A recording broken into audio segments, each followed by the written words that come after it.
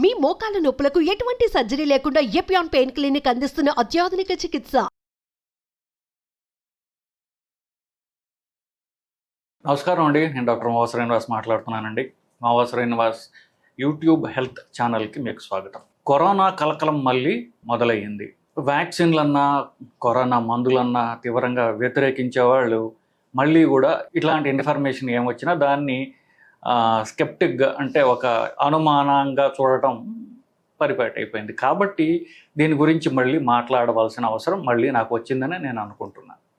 ఇకపోతే కరోనా కలకలం ప్రతి సంవత్సరం ఉంటూనే ఉంటుంది, దీనిలో అనుమానం లేదు. ఎప్పుడైతే కరోనా వైరస్ ఏదైతే ఉందో అది మనుషులకి జంప్ చేసి మనుషులు ఇన్ఫెక్ట్ చేయడం మొదలుపెట్టిందో, ఎప్పుడైతే మనిషి రక్తం రుచి చూసిందో అది ఇక మనుషుల్ని వదిలే ప్రసక్తే లేదు.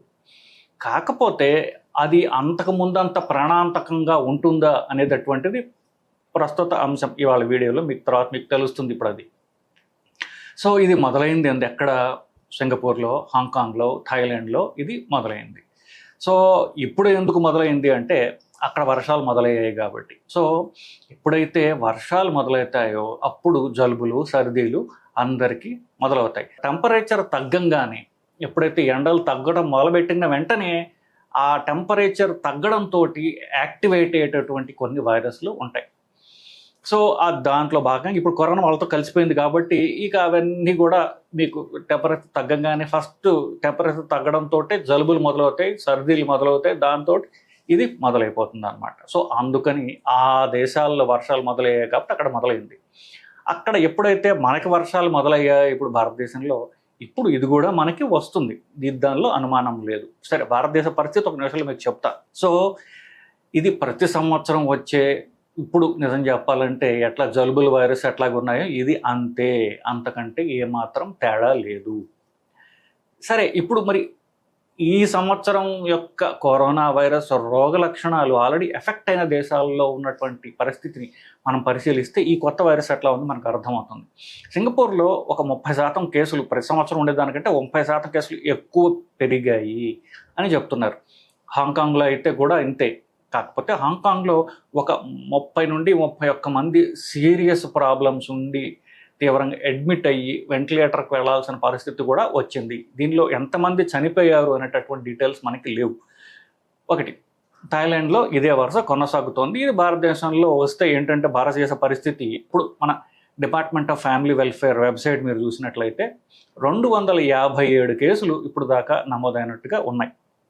దీంట్లో 44 కేసులు కేరళలో, 36 కేసులు తమిళనాడులో, అట్లాగే గుజరాత్, బాంబే, ఒకటి సిక్కింలో కూడా ఇది రిపోర్ట్ అయినట్టుగా మనకు తెలుస్తోంది. సో ఇది దేశం మొత్తం వ్యాప్తి చెందడంలో ఎక్కువ టైం పట్టదు ఇక మనకి అది. కానీ ఇప్పుడు ఈ వైరస్ ఏంటయ్యా, ఇది ప్రాణాంతకమైందా అని కదా మనం తెలుసుకోవాల్సింది మిగతా వాటికంటే కూడా.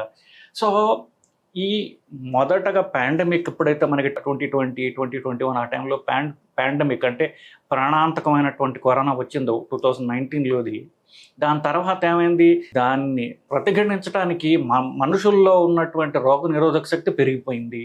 దాని కొంచెం వ్యాక్సిన్లు వచ్చేసాయి, మందులు రకరకాలుగా వచ్చేయడంతో వైరస్కి ఏమనుకుంటోంది, ఇప్పుడు అదే పందాలో మనం కొనసాగితే మనని చంపేయడం ఖచ్చితం, కానీ మనం బతకాలంటే మనం పందా మార్చుకోవాలి, మన గుణం మార్చుకోవాలి అని వైరస్కి అర్థమైపోయింది. ఆగస్టు 2023లో అదేం చేసింది, ఇన్ఫ్లుయెన్జా అనేటటువంటి ప్రతి సంవత్సరం వచ్చే జలుబు వైరస్ తోటి ఇది జతకట్టి ఈ రెండు కలిసి ఒకే సింగిల్ వైరస్ కింద తయారైంది. దాని పేరు ఒమిక్రాన్. ఈ ఒమిక్రాన్ వైరస్ ఆగస్టు 23లో మొదలైనప్పటికీ ఇప్పటికీ అది 33వ తరము. సో 33వ డిసెండెంట్, ఆ ఒమిక్రాన్ వైరస్ యొక్క డిసెండెంట్ ఇప్పుడు ప్రస్తుతం ఉన్నది. దాని పేరు LP8.1. ఇప్పుడు దాకా నమోదైన కేసులు అన్నింటిలో కూడా ఒక 70% దీనివల్ల, ఈ వైరస్ వల్ల ఉన్నాయి. మిగతావి అంటే 30% మిగతా కరోనా యొక్క వంశీకులు మిగతా వాళ్ళు ఉన్నారు. ఇది మాత్రం ఈ డామినెంట్ వంశం నుంచి వచ్చినటువంటిది. ఇది ఎందుకు డామినెంట్ అయింది, అందరికీ పాకుతుంది, సో అది బతుకుతుంది. అది మైల్డ్గా జలుబులాగా వచ్చిపోయే వైరస్సే కాబట్టి మనం దాని గురించి ఎక్కువ చంపడానికి ప్రయత్నం చేయము. దాని పని అది చేసుకుంటుంది, మన పని మనం చేసుకుంటాం. కాబట్టి బతకనివ్వు అనేటటువంటి ఒక ప్రిన్సిపల్లోకి అది వచ్చేసింది. సో అది మనని బతకనిస్తుంది, మనని ఎఫెక్ట్ చేయదు. సో సిమ్టమ్స్ ఏమిటి? ఈ కొత్త వైరస్ యొక్క సిమ్టమ్స్ మామూలుగా పోయినసారి ఉన్నట్టుగానే కాస్త గొంతు నొప్పి, కాస్త పొడి దగ్గు, జ్వరము, ముక్కు గారడం, ఇంతే, ఇంతకంటే ఉండదు. మనకి సీరియస్ వైరస్ లాగా వాసన తెలియకపోవడం, రుచి తెలియకపోవడం ఏం దీంతో ఉండవు. తేలికపాటి జలుబు అట్లా జ్వరంతో అది పోతుంది. కొంతమందిలో విరోచనాలు వచ్చే అవకాశాలు ఉంటాయి. సో ప్రధానంగా ఎక్కువ మందిలో ఇలాంటి సిమ్టమ్స్ తోటి అది వెళ్ళిపోతుంది, ఒక ప్రాబ్లం లేదు. యాక్చువల్గా నిజం చెప్పాలంటే ఈ ఆగస్టు 23లోనే ఒమిక్రాన్ అనేది ఏదైతే ఉందో దానికి అగెయిన్స్ట్గా మన భారతదేశంలో వ్యాక్సిన్ తయారు చేసేసారు. సో దాని పేరు ఏంటంటే జంకోవాక్ 19 అనేటటువంటిది తయారీలో ఉంది మన దేశంలో. కానీ జనాలకి అంత ఎక్కువ స్కేల్లో దాని నంబర్లు తయారు చేయాలి. ఎందుకు? అవసరమైనప్పుడు తయారు చేసుకోవచ్చు. ఆ టెక్నాలజీ మన దగ్గర ఉంది, వ్యాక్సిన్ ఉంది, దానికి సరిపోయేటటువంటి టెక్నాలజీ కూడా మన దగ్గర ఉంది. కానీ అవసరం లేదు కాబట్టి దాన్ని మనకి రిజర్వ్లో జాగ్రత్తగా బీరోలో పెట్టి ఉంచుకున్నాం. అవసరమైతే ఎప్పుడైనా మనం దాన్ని పెంచుకోవచ్చు ఒక సీరియస్ అనిపిస్తే కనుక. సో ప్రాణాంతకం కాదు. ఒకవేళ అయినా కూడా మనకి దానికి విరుగుడు ఎలాగో మన చేతుల్లో ఆల్రెడీ ఉన్నది. ఒక 4 రోజుల క్రితం ఆల్రెడీ గవర్నమెంట్, సెంట్రల్ గవర్నమెంట్ యొక్క health and family welfare department, అలాగే ఈ ఐసీఎంఆర్ అంటాం రీసెర్చ్ డిపార్ట్మెంట్, ఇవన్నీ కూడా మీటింగ్ జరిపి వాళ్ళ నంబర్లు ఇవన్నీ బేరీజ్ వేసుకుని సీరియస్ ప్రాబ్లం లేదు అనేటటువంటి ఒక ఫైనల్ కంక్లూషన్కి వాళ్ళు వచ్చారు బేసికలీ. సో ఇప్పుడు మనం తెలుసుకోవాల్సిన జాగ్రత్తలు ఏమిటి? First travel. ఇది ఎండాకాలం, ఇంకా వేసవకాలం సెలవులు చాలామంది పిల్లలకి అవ్వలేదు, స్కూళ్ళు మొదలవ్వలేదు. ఇది హాలిడే సీజన్ కాబట్టి ఈ తిరుగుడు ఎక్కువ ఉండేటటువంటి సీజన్. కానీ వర్షాలు మొదలైపోయాయి ఈ సంవత్సరం 10 సంవత్సరం కంటే ఎక్కువ. సో తిరుగుడు ఎక్కువగా ఉంటుంది, వర్షాలు మొదలైపోయి వైరస్ ఇన్ఫెక్షన్లు మొదలవుతాయి.